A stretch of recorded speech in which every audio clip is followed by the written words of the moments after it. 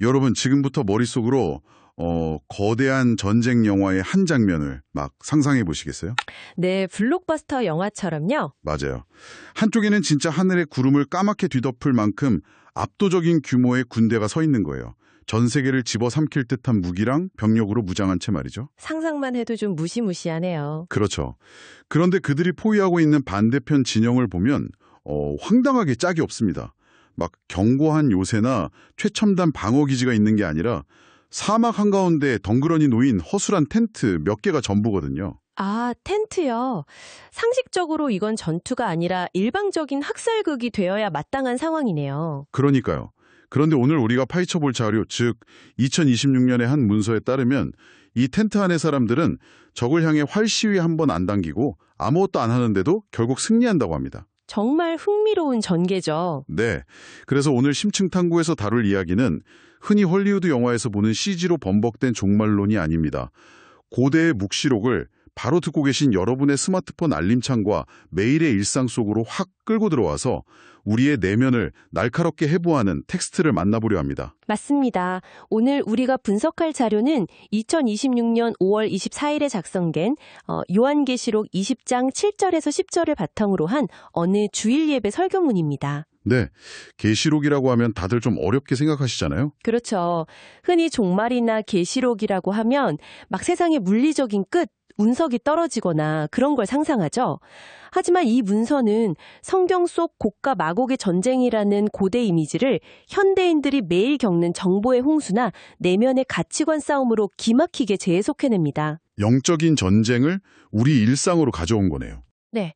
종교적인 맥락을 떠나서도 현 시대를 살아가는 우리가 어떻게 정보의 과잉 속에서 스스로를 지켜내는지 객관적으로 짚어보는 게 오늘 탐구의 핵심 미션이라고 할 수 있습니다. 좋습니다. 자, 이제 본격적으로 파헤쳐볼까요? 듣고 계신 여러분 중에는 종교가 없는 분들도 많으실 텐데 갑자기 웬 성경 속 텐트 이야기지 하실 수도 있어요. 충분히 그러실 수 있죠. 하지만 우리가 매일 사회생활하면서 자아나 스펙을 지키려고 얼마나 거대한 성벽을 쌓려고 고군분투하는지 떠올려 보시면 이 이야기가 진짜 뼈 때리는 비유구나 하고 금방 느끼실 겁니다. 사실 저는 이 문서 서론부터 아주 인상적이더라고요. 어떤 점이 특히 그러셨나요? 보통 이런 요한계시록 같은 묵시록을 다루는 강연이나 설교를 보면 화자가 막 굉장히 엄숙하게 내가 세상의 끝을 다 안다 이런 식으로 접근하기 마련이잖아요. 그렇죠. 좀 예언자적인 권위를 내세우는 경우가 많죠. 네네. 그런데 이 설교자는 그 사극 드라마 태조왕건에 나오는 궁예를 언급하면서 자기를 한껏 낮춥니다. 자신에겐 사람의 속을 꿰뚫어보는 그 관심법도 없고 성도들 일상에 CCTV를 달아놓은 것도 아니라고 농담을 던지거든요. 스스로도 말씀 앞에 고통스럽게 직면할 뿐이라고 고백하면서요. 여기서 주목할 만한 점은 바로 그 유머가 단순한 농담이 아니라는 겁니다. 어떤 전략적인 장치인가요? 네, 이어질 계시록 본문을 해석하는 아주 중요한 토대가 됩니다. 화자 스스로가 전지전능한 심판자 위치에서 내려와서 텍스트 앞에선 연약한 인간임을 인정하는 거죠. 이 거대한 진리 앞에서 자신도 매일 고뇌하고 있다는 점을 공유하면서 텍스트의 톤을 완전히 바꿔놓습니다. 권위주의를 내려놓는 거군요. 맞습니다. 그리고 그렇게 시작된 문서의 첫 번째 핵심 해석이 바로 본문에 등장하는 사단이 갇혀 있었던 1000년이라는 시간에 대한 분석입니다. 저도 그 부분에서 시각이 확 트이는 느낌이 들었어요. 보통 우리가 1000년이라고 하면 달력 날짜부터 계산하려고 들잖아요. 그렇죠. 역사적으로도 1000년도나 2000년도가 될 때마다 밀레니엄 버그니 뭐니 하면서 세상이 망한다고 소동이 컸었죠. 맞아요. 막 휴거 소동도 있었고 그런데 이 자료는 원문의 미묘한 언어적 뉘앙스를 진짜 예리하게 짚어내더라고요. 네, 문서는 이 1000년이라는 물리적인 시간의 흐름, 즉 지나갔다라는 패스트드 개념에 초점을 맞추지 않습니다. 원어의 의미가 completed 혹은 fulfilled, 그러니까 1000년이 찼다라는 점을 아주 강조합니다. 찼다. 분량이 채워졌다는 거네요. 정확합니다. 달력으로 1년, 2년 세는 개념이 아니라 어떤 거대한 목적을 위해 부여된 상징적인 기한이 온전히 그 분량을 다 채웠다는 의미인 거죠. 그러니까 이건 단순히 감옥에서 형기를 마치고 문이 열린 게 아니라 마치 그 연구실에서 어떤 복잡한 화학 반응이 끝나기를 기다리는 것처럼. 네, 애초에 설정되어 있던 거대한 계획의 타이머가 마침내 울린 거군요. 네네, 타이머가 띠리랭하고 울린 거랑 똑같네요. 그렇다면 그 타이머가 울린 후 풀려난 사단이 타겟으로 삼는 게 누군가요? 여기서 바로 이 심층 탐구의 핵심 텍스트인 곡과 마곡의 전쟁으로 넘어갑니다. 타이머가 다 되어서 무적행에서 풀려난 존재가 전 세계적인 군대를 모으는데 그 이름이 바로 곡과 마곡입니다. 저 이 이름 좀 찾아봤거든요. 이게 처음 구약의 에스겔서에 등장할 때는 곡은 그냥 어떤 왕의 이름이고 마곡은 그 왕이 다스리던 북방 지역 이름이더라고요. 네, 맞습니다. 아주 역사적인 지명과 인명이죠. 인류가 텍스트에 자신의 정치적 두려움을 어떻게 투사하는지 보여주는 아주 흥미로운 대목입니다.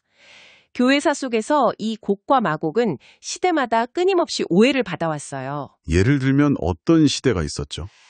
자세기에 로마 제국이 무너져갈 때 교부 암브로스는 국경을 넘어오던 고트족을 가리켜서 곡과 마곡이라고 불렀고요.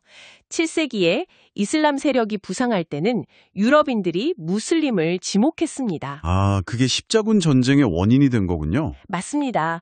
폭력을 정당화하는 명분이 된 거죠. 그리고 13세기에 몽골 기병대가 몰려올 때는 칭기즈칸이 곡과 마곡이 되기도 했습니다. 와, 종교개혁 시대는 더 심했잖아요. 개신교 쪽에서는 로마 교황이나 오스만 제국을 지목하고 현대에 와서는 특정 국가들, 중국이나 러시아까지 지목당하고요. 그럼 이게 도대체 무슨 의미일까요? 이게 참 흥미로운 지점입니다. 사람들은 자신이 살고 있는 시대의 정치적 위기나 갈등을 우주적 역사의 클라이맥스라고 믿고 싶어 하거든요. 아, 각 시대의 사람들이 자신들의 정치적 두려움을 성경 텍스트에 막 투영해서 나만의 염화 속 악당을 만들어낸 거군요. 정확한 표현입니다. 문서 역시 이러한 역사적 해석에 공통된 오류 두 가지를 지적합니다. 첫째는 영적인 텍스트를 물리적인 국가 간의 전쟁으로 치환해버린 것이고, 둘째는 지나치게 자기 시대 중심적으로 텍스트를 본 오만입니다. 그럼 이 문서는 곡과 마곡을 뭐라고 해석하나요? 특정한 정치적 견해가 있나요? 아니요, 문서는 철저히 원문의 논리에만 집중합니다.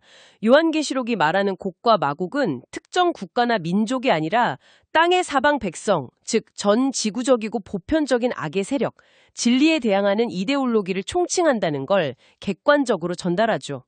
이건 물리적 영토 전쟁이 아니라 보이지 않는 영적 전쟁이라는 겁니다. 그렇군요. 사실 세계관의 충돌을 탱크나 미사일로 해결할 수는 없잖아요. 네, 전혀 다른 차원의 싸움인 거죠. 그런데 여기서 전투 양상을 묘사하는 텍스트를 보면 그 시각적인 대비가 너무 극단적이에요.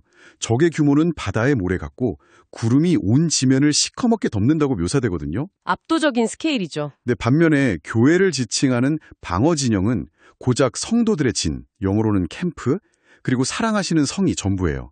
아까 오프닝에서 말한 것처럼 적들은 전 지구를 뒤덮을 규모인데 방어하는 쪽은 광야에 친 텐트 수준이라는 거잖아요. 맞습니다. 철기 무기를 든 가나안 족속 앞에선 청동기 시대 이스라엘 백성 같은 모습이죠. 상식적으로 이건 막 텐트 하나 달랑치고 탱크 부대랑 싸우는 격인데 도대체 이 방어 진영에 무슨 특별한 전략이 있다는 거죠? 이 맥락을 더 큰 그림과 연결해보면 성경이 말하는 반전의 묘미가 드러납니다. 상식적으로 적이 몰려오면 성벽을 높이고 군사력을 키워야 하잖아요. 당연하죠.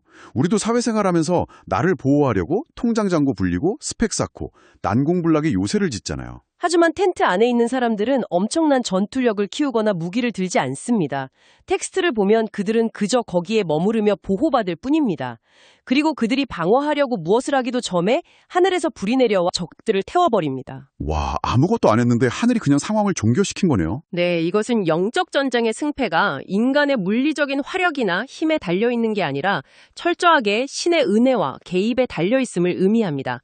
무너지지 않을 바벨탑을 스스로 쌓으려는 본성을 버리고 나그네로서의 텐트에 머무는 것 자체가 가장 강력한 방어인 셈이죠. 야, 이거 진짜 대단한 역설이네요. 그렇다면 물리적인 전쟁이 아니라면 2026년 오늘날 이 전쟁은 우리 삶에서 구체적으로 어떤 모습일까요? 설교문은 적들의 주무기가 핵전쟁 같은 게 아니라 바로 미혹과 속임수라고 아주 명확히 말합니다.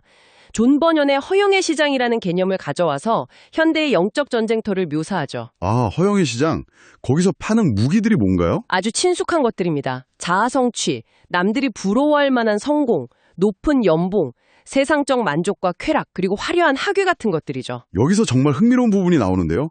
그러니까 오늘날 우리에게 날아오는 미사일은 스마트폰 알림창에 띠링하고 뜨는 연봉 인상 소식이나 타인의 화려한 SNS 성공기일 수 있다는 거네요. 맞습니다. 미혹의 진짜 목표는 우리를 무력으로 죽이는 게 아니라 진리를 사랑하지 않게 만들고 텐트 밖의 화려함에 눈을 돌리게 만드는 거거든요. 정보와 욕망이 막 쏟아지는 시대에 진리를 분별하지 못하면 결국 미혹당한다는 이 통찰은 종교인이 아니더라도 듣고 계신 청취자 여러분 모두가 깊이 공감할 만한 포인트입니다. 그렇죠. 내 기질적 약점과 시대 정신이 곧 현대의 공격 무기니까요. 설교자는 이슬람 무슬림들이 꾸란을 암기하는 걸 성전, 즉 지하드로 여기듯이 기독교인들도 이 허영의 시장 한가운데서 진리의 말씀으로 철저히 무장해야 한다고 강렬하게 촉구합니다. 핍박을 견디는 것보다 그 편안함과 화려함의 유혹 속에서 깨어있는 게 진짜 훨씬 더 어려울 수 있거든요. 그런데 저는 여기서 좀 삐딱한 의문이 들었어요. 어떤 의문인가요? 텍스트가 묘사하는 완벽한 보호에 비해서 현실의 교회나 우리 인간의 모습은 너무 연약하고 좀 엉망진창 아닌가요? 우리는 맨날 그 허영의 시장에 기웃거리고 유혹에 넘어가잖아요. 네, 인간의 한계를 날카롭게 짚으셨네요. 사실 그 모순을 설명하기 위해 문서는 아주 극적이고 인상적인 비유를 꺼냅니다. 바로 예수님은 세상 역사상 가장 긴 최악의 결혼 생활을 하셨다는 대목입니다. 와, 최악의 결혼 생활이요? 신을 향해 쓰기엔 엄청 도발적인 표현인데요. 그렇지만 본질을 찌르는 수사죠. 교회가 끊임없이 세상을 향해 영적 외도를 하고 허영의 시장에 한눈을 팔려 실패했어도 신랑인 예수는 지난 2000년 동안 단 한 번도 그들을 버린 적이 없다는 놀라운 은혜를 묘사한 겁니다. 아, 내가 허영의 시장에서 완벽하게 유혹을 차단해서 100점을 맞았기 때문에 텐트가 보호받는 게 아니군요. 맞습니다. 이 설교본이 2026년 엄벨리 교회라는 특정 지역의 청중들에게 전해졌다는 걸 상기해 보세요. 하나님이 주시는 면류관은 세상의 1등이나 점수로 매겨지는 완벽감에 주어지는 게 아닙니다. 그럼 누구에게 주어지나요? 실패하고 넘어지더라도 다시 일어나서 끝까지 그 텐트 안에서 경주를 멈추지 않는 그 자체에 주어진다는 걸 강조하는 거죠. 아, 버티는 것 자체요? 진짜 오늘 다른 2026년의 설교문 단순한 종말론 해설을 넘어선 어떻게 살 것인가에 대한 깊은 철학적 잘문이었습니다. 네, 실존적인 통찰이죠. 세상을 뒤덮은 미혹 속에서 비록 보잘것없는 텐트에 불과할지라도 끝까지 진리 안에 머물고자 하는 그 처절하고 아름다운 여정을 되짚어본 것 같습니다. 맞습니다. 이는 우리에게 중요한 질문을 남깁니다. 네, 청취자 여러분을 위한 마지막 질문이군요. 네, 듣고 계신 여러분, 오늘날 당신의 시선을 빼앗고 진실로부터 멀어지게 만드는 당신만의 허영의 시장은 무엇입니까? 그리고 이 거대한 정보의 전쟁터에서 당신은 지금 어떤 캠프에 속해 세상을 바라보고 계십니까? 아, 정말 여운이 길게 남는 질문입니다. 오늘 여러분 스마트폰 알림이 울릴 때마다 내가 짓고 있는 게 화려한 성인지 작은 텐트인지 한 번쯤 생각해 보시길 바랍니다. 오늘 심층탐구는 여기까지입니다. 끝까지 함께 해주셔서 감사드리고요. 여러분, 평안하고 깨어있는 하루 보내시길 바랍니다.